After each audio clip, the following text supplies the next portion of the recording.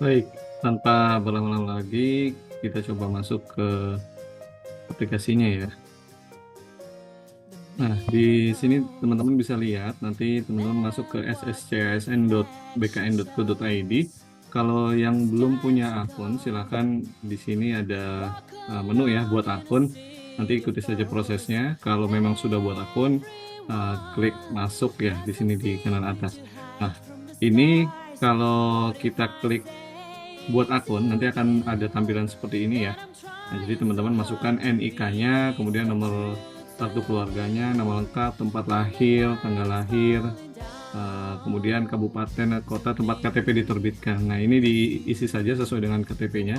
Nah, kalau ada teman-teman yang masalah dengan KTP, misal berbeda dengan ijazah, kemudian berbeda dengan database ya, informasi di database BKN, nah itu silakan diurus ke Dukcapil setempat ya, gitu, karena harus sama nih nanti informasi yang ada di KTP dengan yang di ijazah maupun yang database BKN gitu. Jadi masih ada waktu kesempatan untuk mengurus di Dukcapil. Nah, kemudian kalau sudah buat akun, silakan klik masuk. Nanti akan diminta user dan passwordnya yang sudah teman-teman buat semua. Di input saja. Ini ininya ya, username dengan passwordnya, kemudian kode captcha-nya juga dimasukkan. Lalu login. Nah, tampilan yang pertama adalah pengisian biodata. Nah, di sini teman-teman harus mengisi semua ya, mengisi semua yang ada di dalam pengisian biodata ini, terutama yang putih-putih nih. Kalau yang abu-abu seperti ini, dia sudah default ya, artinya tidak bisa dirubah lagi pada saat pembuatan akun sebelumnya, yang tadi ya, yang di awal. Nah, teman-teman isi di nama sesuai ijazah tanpa gelar, diperhatikan lagi, dilihat lagi ijazahnya tanpa gelar ya namanya, kemudian gelar depan ijazah kalau ada, kemudian tempat lahir ijazah juga harus sesuai dengan ijazahnya nih, tempat lahirnya ya, kemudian tanggal lahirnya, kemudian email. Nah, kenapa sih ini buat teman-teman yang belum tahu kenapa SSCSN minta dari ijazah terus ya, gitu, selalu dari ijazah. Nah, karena nanti pada saat teman-teman lulus pemberkasan, eh, yang diminta adalah ijazahnya, datanya akan disesuaikan dengan data di ijazah teman-teman semua, jadi bukan KTP. Makanya kalau ada perbedaan dengan KTP, silakan disesuaikan dengan ijazah. Kecuali ijazahnya ada yang salah ya, misalnya namanya harusnya Muhammad gitu ya, tapi dikurangi atau disingkat jadi M gitu di ijazahnya, yang benar Muhammad gitu misalnya. Nah, itu nanti akan ada surat keterangan dari sekolah tuh biasanya gitu. Oke, kemudian gelar belakang ijazah silakan diisi, ada tempat lahir KTP-nya, lalu ada tanggal lahir KTP sudah diisi ya, alamat KTP, nah ini diisi saja, diikuti. Nah, kemudian di bagian bawahnya juga ada beberapa yang harus dilengkapi ya, mulai dari negara domisili, kemudian agama, tinggi badan, nomor telepon. Ini nomor telepon kalau bisa yang terhubung dengan WhatsApp dan masih aktif ya. Gitu. Lalu tinggi badan. Nah, ini ada kolom tanda tangan secara digital. Jadi teman-teman harus membuat tanda tangan di kolom di sini yang disediakan. Nah, nanti kalau sudah tersimpan, dia akan muncul di kotak hijau yang di sini sebelah kanan. Ya, terus diisi alamat domisilinya sesuai tempat tinggal saat ini. Alamat domisili bukan alamat KTP. Gitu. Kalau domisilinya sama dengan KTP berarti samakan dengan KTP. Tapi kalau memang saat ini domisilinya tidak sama dengan KTP, isi dengan yang sesuai saat ini. Status perkawinan, akun media sosial juga teman-teman harus isi, nomor ponsel ya sama dengan nomor telepon tadi. Oke, kemudian yang kedua langkahnya adalah memilih jenis seleksi. Nah, ini NIK-nya sudah default ya, sesuai akun. Lalu mendaftar sebagai apa? Di sini ada pilihannya. Kalau diklik ada P3K teknis, ada P3K tenaga kesehatan gitu. Nah, silakan dipilih. Nah, kalau misalnya pilihnya P3K teknis ya silakan diklik saja, lalu bawahnya peserta XTHK2 atau bukan. Nah, kalau teman-teman masih ragu saya XTHK2 atau bukan ya gitu. Nah, silakan tanya ke kepegawaian masing-masing ya, di instansi masing-masing gitu. Nah, kebetulan di sini saya mencoba dengan mengklik tidak ya. Nah, kalau sudah, di bawah klik selanjutnya. Nah, tahap selanjutnya adalah mendaftar formasi, tahap yang ketiga. Nah, di sini teman-teman sudah mulai lebih spesifik pemilihannya. Di sini adalah formasinya. Nah, di kolom instansi ini teman-teman silakan pilih ya instansi apa yang akan dipilih, kemudian jenis formasinya apa. Nah, ini saya contohkan, misal mendaftar di Kementerian Kelautan dan Perikanan, kemudian jenis formasinya khusus. Nah, pendidikannya pertama kali yang dipilih oleh teman-teman adalah pendidikannya. Makanya saran saya lihat dulu lampiran pengumumannya, kemudian lihat pendidikan di dalam formasi itu apa. Oke, jadi harus sama banget ya. Misal di formasinya adalah sekolah dasar gitu ya. Nah, pendidikannya sekolah dasar.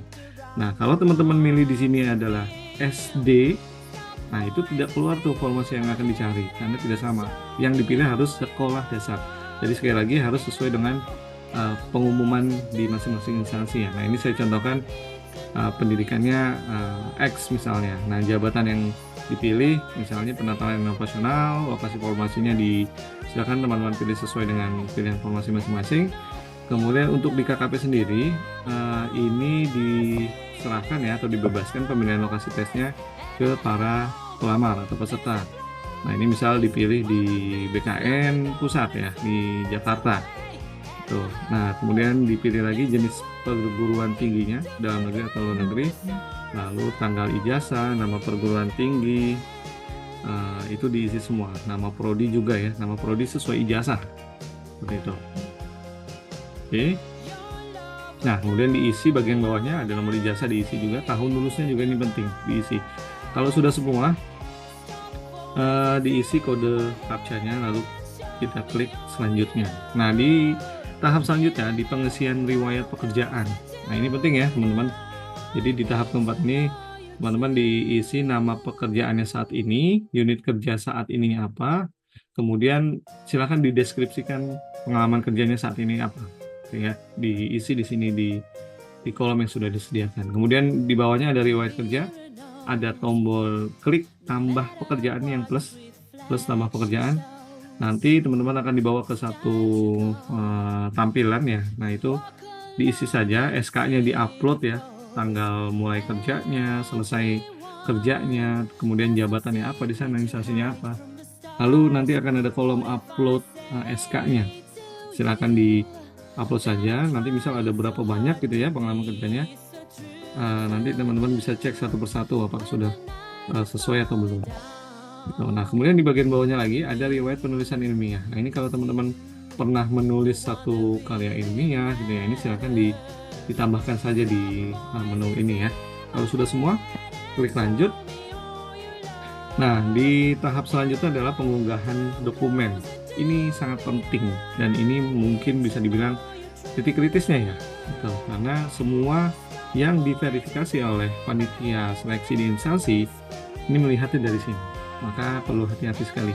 Nah, yang pertama adalah scan berwarna surat pernyataan yang diketik dengan menggunakan komputer dan ditandatangani dengan pulpen bertinta hitam, dibubuhkan di mana bla bla bla. Silakan dibaca saja. Intinya surat pernyataan itu harus sesuai dengan lampiran pengumuman instansi masing-masing. Jangan kalau saran kami jangan berbeda-beda ya, jangan beda dengan lampiran pengumumannya. Ini aja copy paste aja dari sana langsung. Kemudian dengan terkait dengan e-materai ataupun materai konvensional, teman-teman dikasih pilihan nih yang pengadaan P3K tahun ini bisa e-materai, bisa materai konvensional atau materai tempel. Tapi jangan salah, dua jenis ini punya ketentuan masing-masing. Contoh, e-materai itu tanda tangannya tidak boleh mengenai e-materai itu sendiri. Jadi harus di sampingnya. Ya, kalau materai konvensional yang biasa kita temukan sehari-hari itu adalah materai tempel dan harus atau wajib ditandatangani sebagian. Itu ada di peraturan Kementerian Keuangan. Jadi kalau memang tidak sesuai penandatanganannya, otomatis nanti teman-teman akan PMS, tidak memenuhi syarat gitu ya. Dilihat lagi penggunaan dari materainya, mau e-materai atau materai konvensional. Kemudian surat lamaran, sama. Surat lamaran juga diperhatikan dengan sesama ya. Kalau bisa sih ambil aja copy paste dari lampiran pengumumannya, itu sudah sangat aman loh ya. Karena di sana formatnya sudah disediakan instansi biasanya. Tinggal teman-teman mengisi kolom yang perlu diisi aja, kolom identitas gitu ya, nama jabatan yang dilamar, kemudian dan lain-lain. Lalu dibubuhkan materai, sama kayak surat pernyataan, materainya juga harus hati-hati. Lalu surat keterangan bekerja, nah ini penting nih ya. Jadi khusus di KKP ataupun di instansi lain ya, pengadaan P3K harus melampirkan surat keterangan bekerja yang ditandatangani oleh pimpinan unit kerja ya. Jadi paling singkat 2 tahun. Kemudian bawahnya ada nih, kalau di KKP ada surat keterangan aktif bekerja pada instansi pemerintah tempat bekerja. Nah, sebenarnya dua kolom ini dokumennya sama nih untuk yang di KKP ya teman-teman.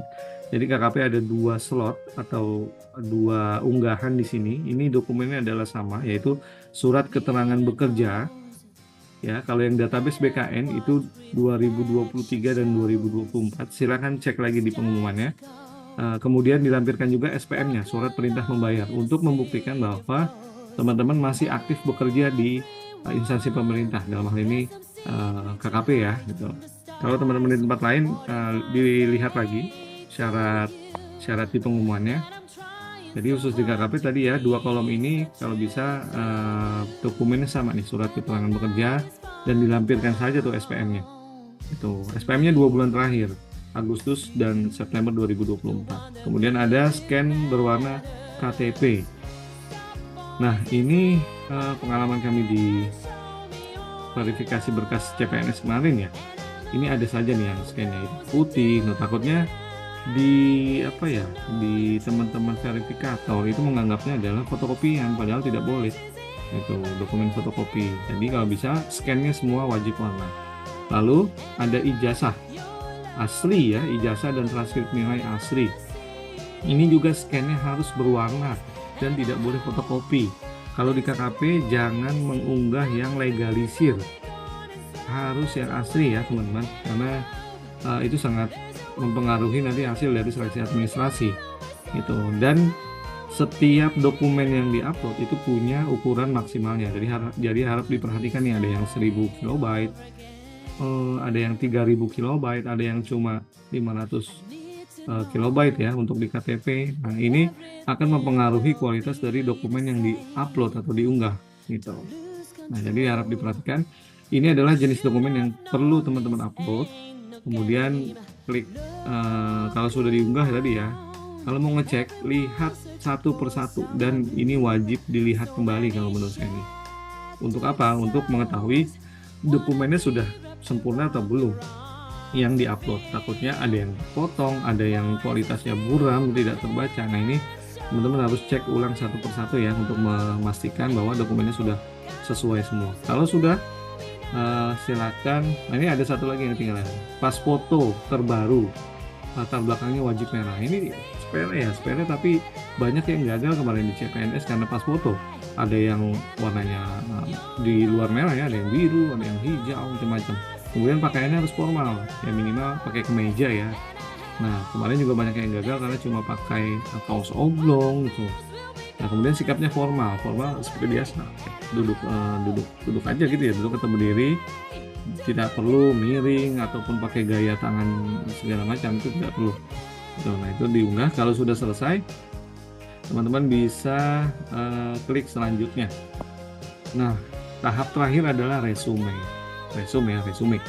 Nah, ini teman-teman wajib mengecek kembali apa yang sudah diisi maupun diunggah di langkah sebelumnya, mulai dari jenis seleksinya, nama instansi, jenis jabatan. Nah, di SSCSN disediakan kolom-kolom kecil di sini untuk ngecek nih, untuk checklist. Kalau sudah dibaca, artinya kalau sudah di checklist artinya sudah dibaca. Nah, ini wajib di checklist satu-satu nih sama teman-teman, untuk memastikan semua informasi yang telah dimasukkan itu sudah sesuai ya.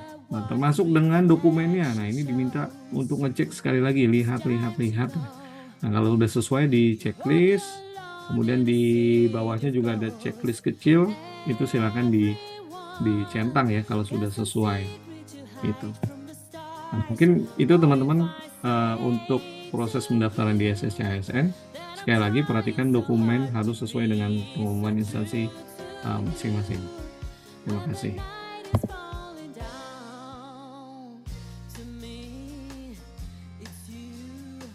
The one that really